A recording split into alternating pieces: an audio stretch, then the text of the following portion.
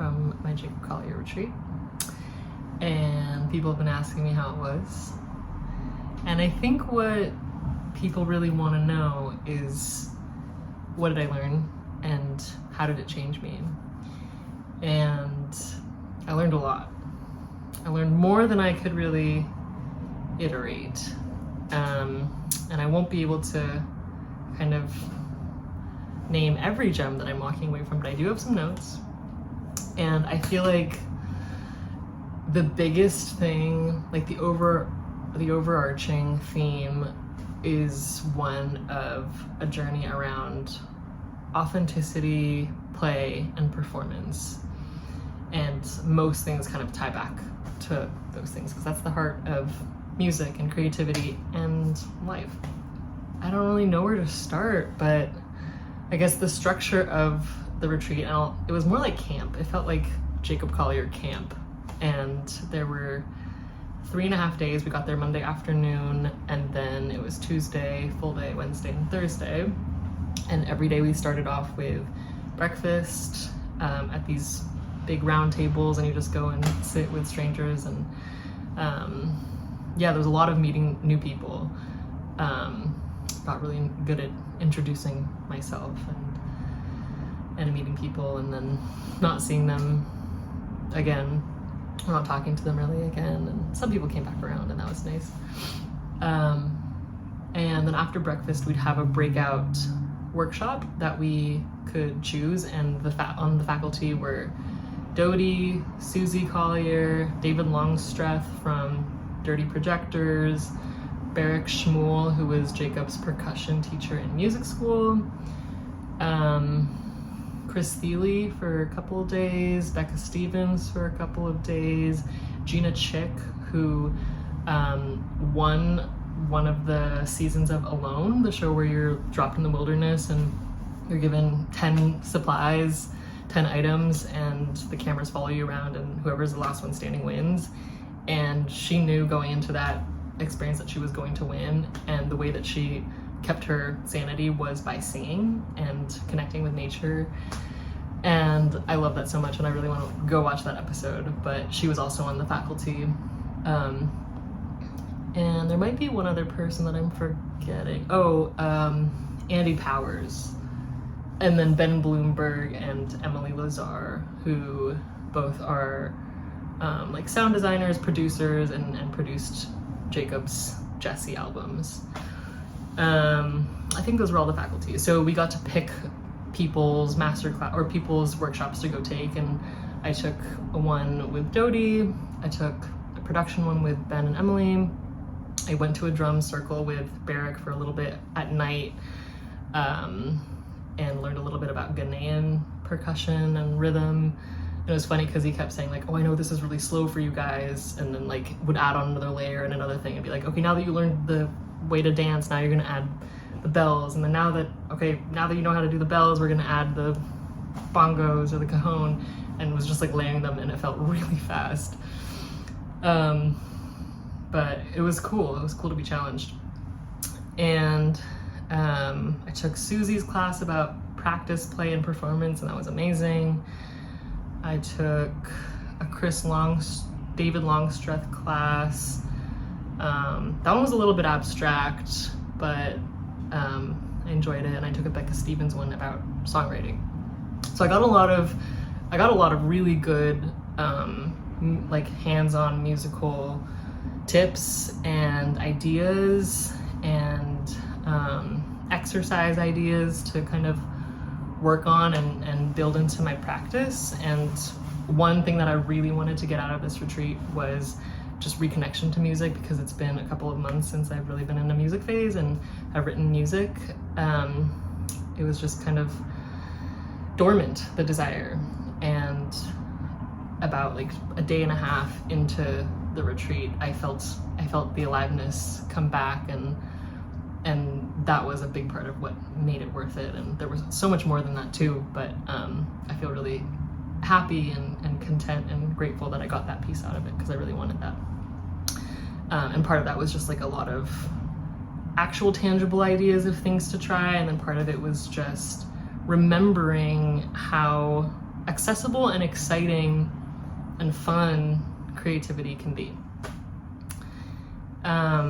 So that was kind of the workshops. And then after the workshops, they were only an hour, then we had a masterclass with everybody and Jacob. I'll put a picture of that room. And we'd sit there for an hour and a half, and Jacob, the first day, just talked about like the story of Jacob, like his life story with music. And it was exciting to hear some things that I didn't know about him. Like that he went to music school and grew up watching his mom conduct orchestras and being in different musicals. And he lectured about harmony. He did a Q&A session. I really loved the session that he did with his mom. It was just an interview between him and his mom. He just kind of interviewed her, and then people asked both of them questions, and that was awesome because both of them just have so much wisdom. It's mind-boggling how much wisdom they have, how much they know themselves and know their relationship to music.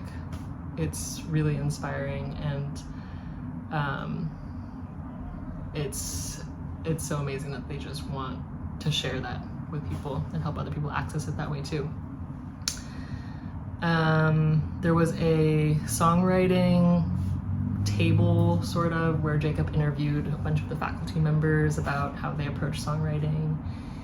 And so, yeah, that's kind of how the master classes, what they look like. So we'd have like one after the workshop, then lunch, and then another workshop, then another master class, then dinner, then a concert from either Jacob alone or Jacob and his faculty. And then after that ended, it was like 10 p.m. and then the jam rooms were open throughout the night. And I was so tired the first 3 days that I went to the drum circle with Barrick the first night, which was part of the jam session hours. And then the last night I went to a songwriter open mic and I performed a song, and it was very scary as it always is for me when I perform. But yeah, that's kind of an overview of what the camp actually looked like. There was very little free time. By the second day, I learned to kind of leave the workshops a few minutes early to go get in line for a seat in the auditorium for the master class, because the chairs were really small and like stacked right next to each other, like touching, and then the rows were set up where you're directly behind the chair in front of you. So you're like sitting there, your elbows are rubbing the elbows of the person next to you, and then you also can't see because there's a head right in front of you. So throughout the week, you'd notice the rows start to, like, by the ends of the rows would start to spread out, like the chairs would be pulled out and pushed forward and backward, and it was kind of people lining up at the doors to rush to get an aisle seat, because that way you could kind of pull your chair a couple inches from the chair next to you, and that's what I was doing too. So that's a funny little tidbit. One of I would say a couple things really resonated with me in a big way, and I want to talk about those. One of them is something that Susie said in her Q&A with Jacob, which somebody asked her, in this age of the internet and TikTok and media just being, like little sound bites that are so short, how do you help kids access creativity when their attention spans are so short? And Susie was saying that creativity, or curiosity and creativity, they're just innate. They're just part of being alive and being a human. And the way to help kids access that part of them is to tune into the senses and get really curious about the way things touch and smell, or the way things feel and smell and look and taste, to awaken the senses, which I really agree with. And she was like, you just have to have hope. But yeah, that curiosity is there in all of us. And then somebody asked her a follow-up question, which was, how do you hold on to hope? And Susie said, hope isn't something you hold on to. The minute you try to grasp onto something, there's fear. And when you're holding on to something, there's expectation.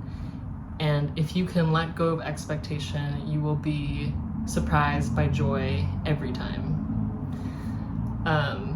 It was so brilliant. And even she was like, I've never said these words before. I've never had that thought before. But like, it came out so beautifully. And I've been sitting with that a lot because I brought my sister to this retreat with me, thinking that this would be an experience that we would share in like the same way or a similar way, a resonant way. And I think going into it, I wouldn't have consciously said that I had this expectation. I think I would have said that it was more of a hope. But when it turns out she did not really resonate with the things that people were saying or the people there, or just like the vibe of the camp, of the event itself, and she was kind of wanting to pull off and do more of her own thing, it was really hard for me to reconcile that with all of the hope / expectation I had built up leading up to this experience. And it turns out I did have that expectation because I did have a lot of disappointment. And so I've just been thinking about the line between hope and expectation, and just kind of like in a heady philosophical way, because I think it's interesting. I think, I forget if I said this, but Susie was saying that hope is something that's always there. It's just there. And I think my question is it a choice whether we have expectations or not, or is it something that kind of happens automatically? And if it does happen automatically, whether through just our wiring or our learned patterns, do we have the power to remove expectation or to temper expectation in order to prevent ourselves from being devastated when that expectation is not realized? I do think that there's an element of like, if you made the choice to do something and if it costed you anything, I think it's hard for there not to be expectation that's seeped in. Like, my sister didn't have expectation about this experience. She said that she didn't have expectation, and then I think from my point of view, she, even after realizing what it wasn't exactly disappointed because it didn't match her expectation, although she did say that she had hoped that it would be more like broadly about creativity and not just about music, and it was really heavily focused on music. But I think for me there was expectation because I had to make the choice about whether to come or not, and I had to make the choice about whether to pay a really large sum of money and take time off of work. And when you're in that decision-making process, in order to calculate for yourself whether something is worth the cost, you kind of have to engage in a process of anticipating what that experience is going to be like. Like, if I'm trying to decide whether I want to go out to dinner or make dinner for myself, I'm probably gonna play through my head what it's like to get in the car and go find parking and then order the food and then eat it there and then, have interaction maybe with the people working there and then driving home after having eaten. Versus staying home and imagining what's in my fridge and imagining pulling those things out of the fridge and washing and dicing and preparing them, or just, peeling a pizza out of a box and throwing it in the oven. Like, I'm kind of playing through what it would look like to make either of these choices become my reality, and then comparing them to see which one feels better. I don't really know how you go about a decision, whether it's trivial or, potentially life-changing, without having some kind of expectation, some kind of idea of what you think it'll be like. And then the minute you introduce that, then you're setting yourself up for disappointment because things often do not go according to plan or according to our, simplified projections of how things are going to turn out. So that's something I've been chewing on about hope and expectation. I'm just, curious about that. Another thing that has been exciting to me has been this idea of home. And I think it was the last day that somebody asked Jacob about how he maintains a feeling of homeness when he's traveling a lot and touring and away from home. And something that he said was, you don't know yourself until you see it in somebody else. You don't really know who you are until you see a glimmer of yourself refracted in somebody else. And home can be found in other people and is found often in strangers. And you just know it when you feel it. Like in talking to somebody, there's an ease, there's a familiarity, there's a knowing, there's an understanding, there's a laugh that makes you feel like, oh, okay, I can be myself, or I have belonging, I have connection in this moment. Maybe it's a feeling of hope too. And I think that's so beautiful. I think it's a really beautiful expansion on the idea that home isn't a person or a place, it's a feeling or something inside that you carry with you. I actually like that he's saying that it can be found in other people. It's not just about you, it's not so individualistic that it's on you, it's on the individual to cultivate this everlasting and unshakable sense of home in oneself. You actually have to find it in other people.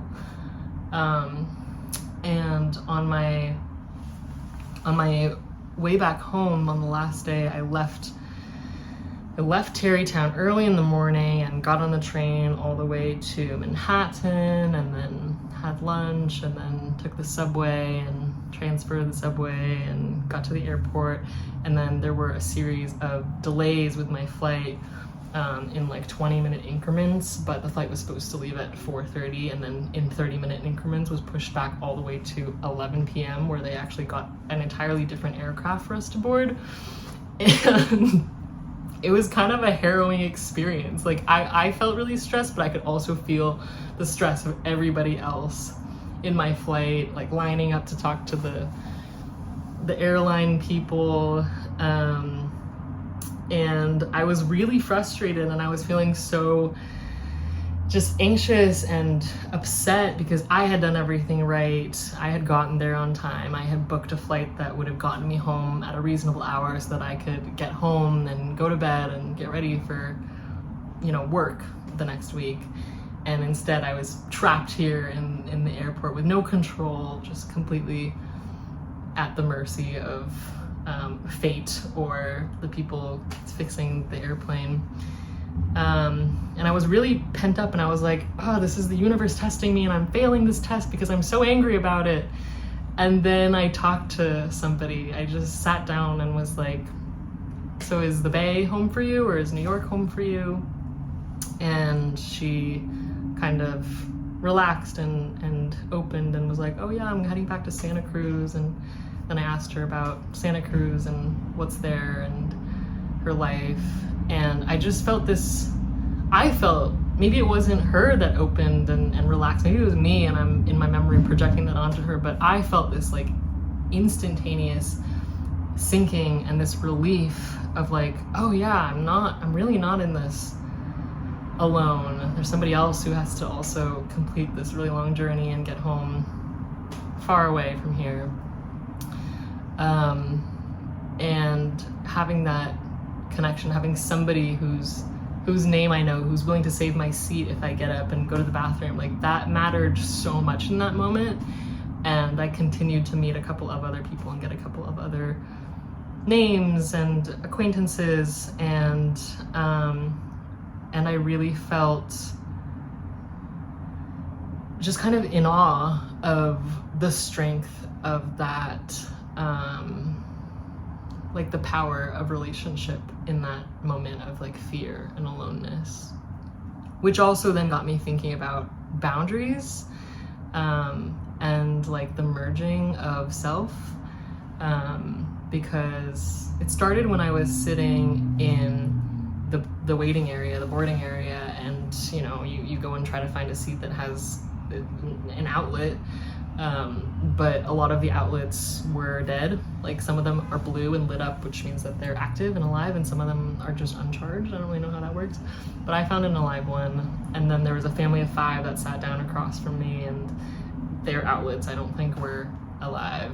And I was like, I had my AirPods in and I was journaling, and the dad like came up and like plugged in his charger like right next to my legs, and like it felt really close, but I was like, it makes sense, like his are dead, their family's outlets are dead, and mine's alive, and you know, there's an open port, so of course he went to use it, whatever. But then there was like another time or 2 or 3 where they came back to like fiddle with it, or like a kid went to go plug in something else.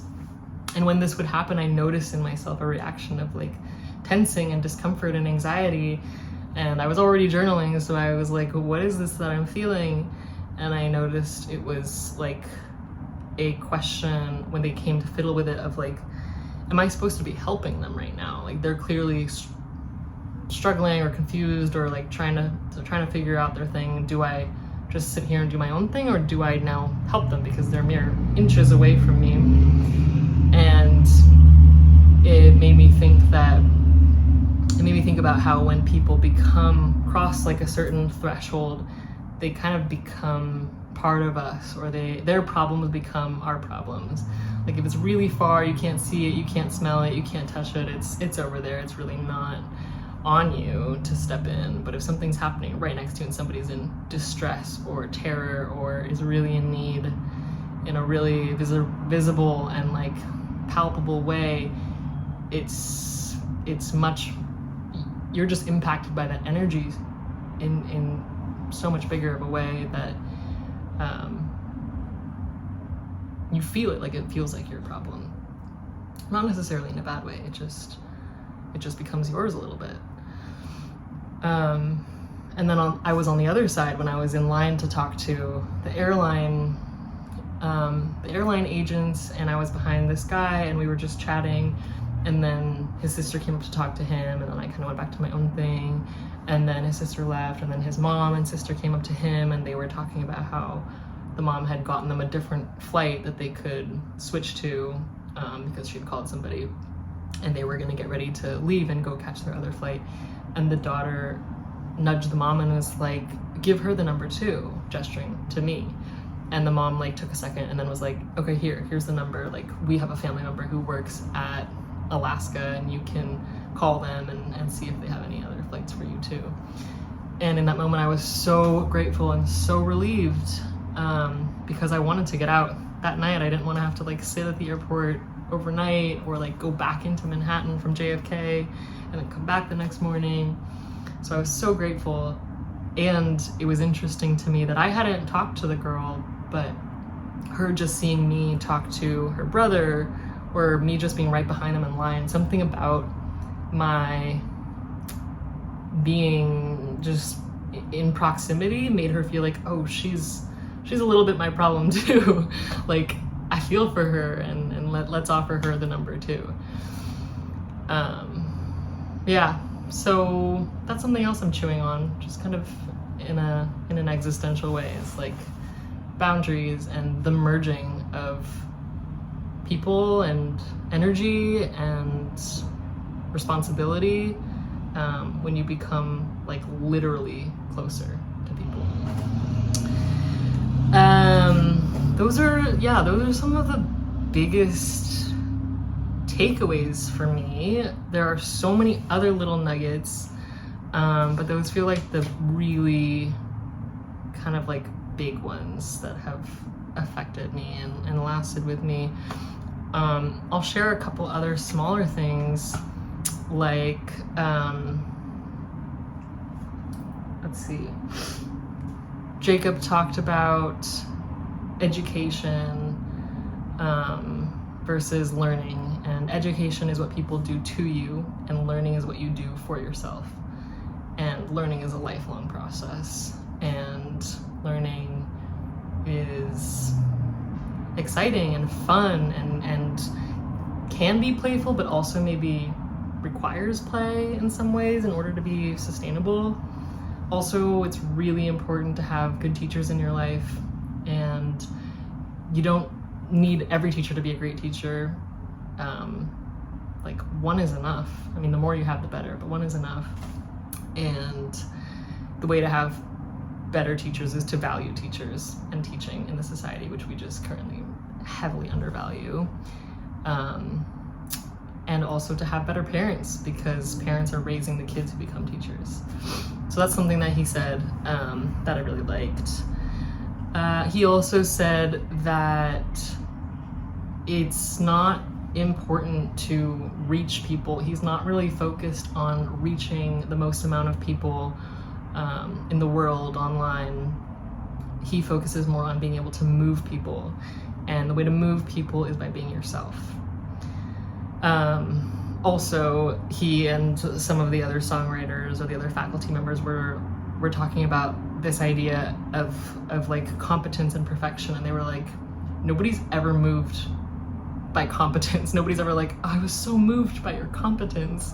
Like, it's never somebody's ability to like play super fast. It's much more about the emotion that you're bringing into it, the humanness, and also what separates us from AI and from computers is maybe that imperfection. But what Jacob said was that what separates us is our unpredictability, because all these AI models are built on like algorithms that are based on predictability.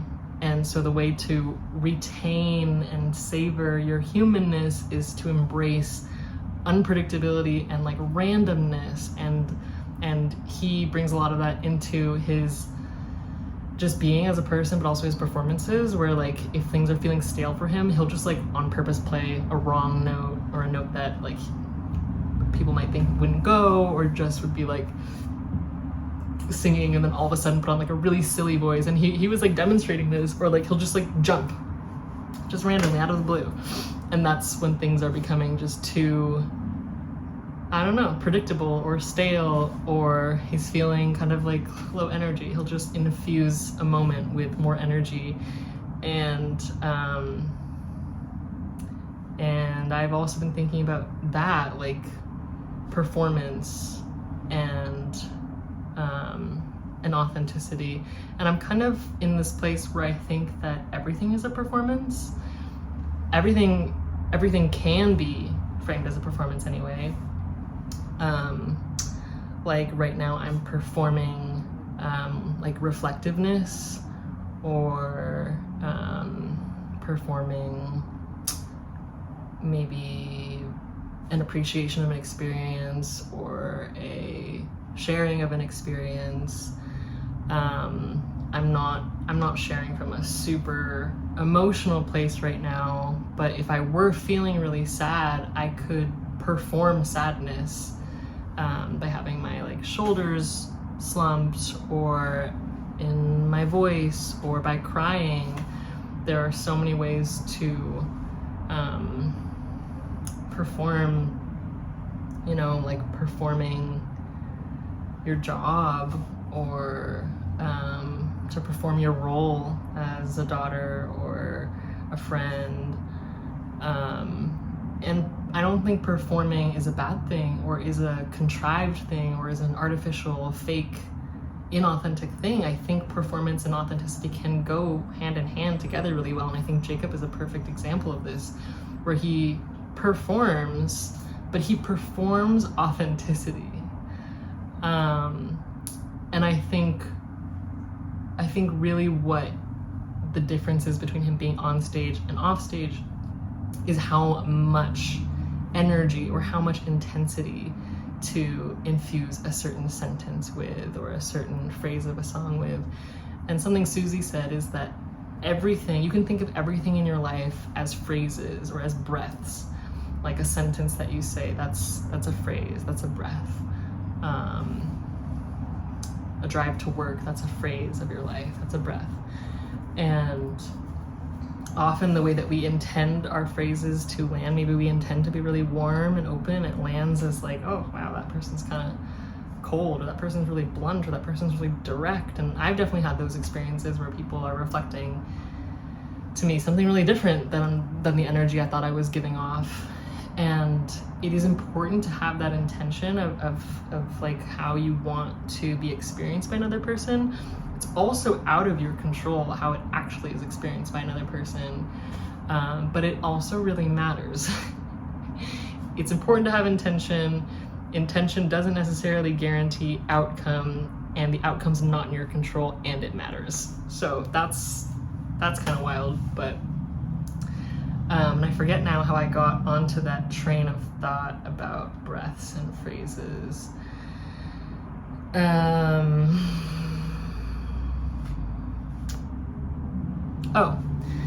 Authenticity and energy.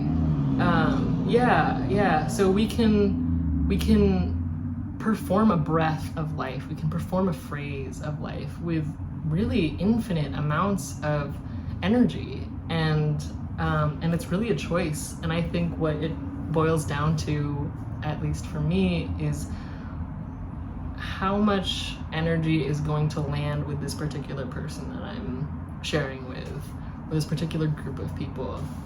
And there are certain people with whom a more subdued energy from me will actually guarantee more connection.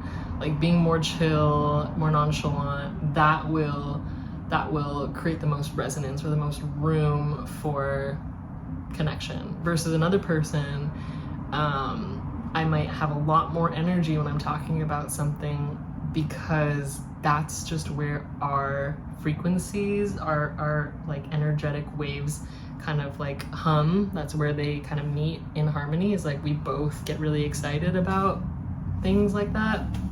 Like if I'm talking about it's getting meta, but if I were to be talking about this idea of authenticity and performance with somebody, like one friend might be really excited about it, and so we're both going to be kind of performing bigger expressions, bigger movements, bigger fluctuations of voice, and that's not better than this, and this isn't more real than this, and this isn't more real than this. Like they're both just different ways of being. They're both just different amounts of energy that I can give off and perform, per se.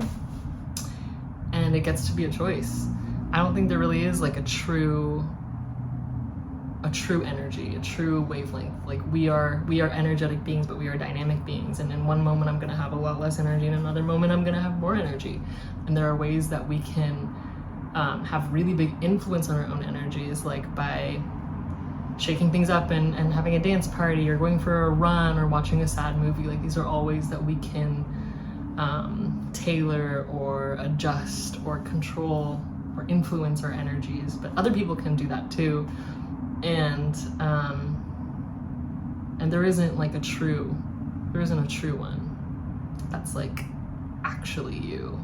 I think we are beings that are in relationship with our context. We can't really be fully separated from our context.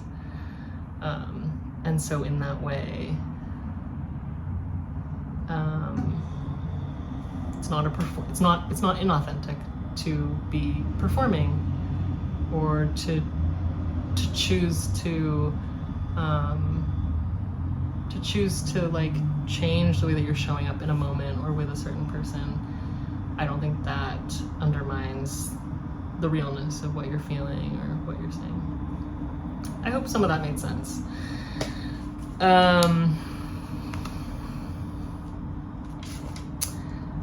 Playing, you gotta turn the brain. You can't play with the brain. That's a mistake. You have to leave the brain behind.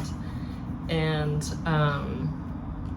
while you're being creative, nothing is a mistake. And you can't be spontaneous within reason. You have to risk being wrong, except there is no right or wrong when you're playing.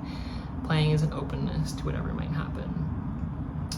I have been implementing that a little bit into piano and playing with piano, And something that Jacob said, he was talking about a type of piano, I think it was called stride piano, which is like, it's very like bong, bong, bong, bong, or at least that's what I picked up from when he was demonstrating it. But he was saying that the way that you learn stride piano, I don't know if it's stride or strike, but the way that you learn that style of piano isn't by like perfecting the notes on the left hand, perfecting the notes on the right hand, perfecting the notes on the left hand, perfecting the notes on the right hand.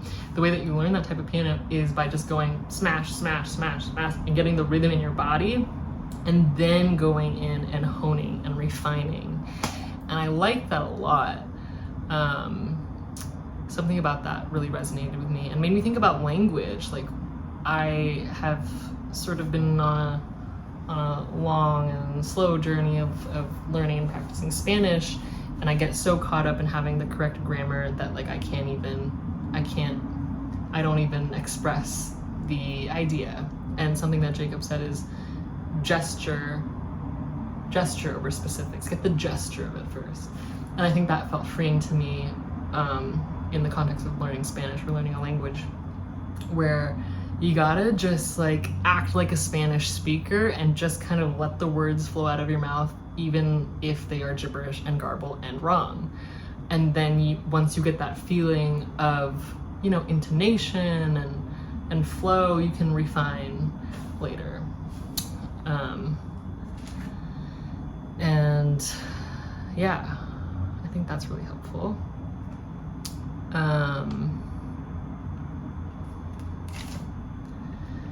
The places that you want to avoid, the things that you don't want to write about, the things that feel the most sticky, the most murky, the most dark, that is the place to go. That is where the most richness, the most depth is. And also get comfortable with the discomfort of flipping things and doing the opposite. Like if you're reading a piece of music and it says to be really quiet here and then crescendo here and then be really loud here, do the exact opposite. Jacob talked a lot about irreverence and like kind of flipping the script, not in a harmful way and not to make others uncomfortable, but just to break patterns a little bit, just to shake things up and not be so much like computers and robots and AI, but to be more human. He really spreads that idea of embracing what makes us human, and also embracing what makes you you, and embracing your limitations, because your limitations also make you you and also help create a specific style or a specific sound. You actually need limitations to have a specific sound. Yeah, infinity and limitlessness is really overwhelming, and it's actually really hard to create when you have every single skill in every area possible. It really helps to be able to dwindle things down a little bit. I think that's all for now. I am excited to be playing piano again and to be doing more journaling in the service of songwriting. I'm excited to be thinking about these concepts of home and boundaries and authenticity and performance. And I'm curious about how this line of thinking about performance in everyday life, in every context, will affect how I view performance as a musician. Because that's a big thing for me that I have a lot of fear around. So yeah, thanks for listening. And I'll talk to you later. Okay, bye.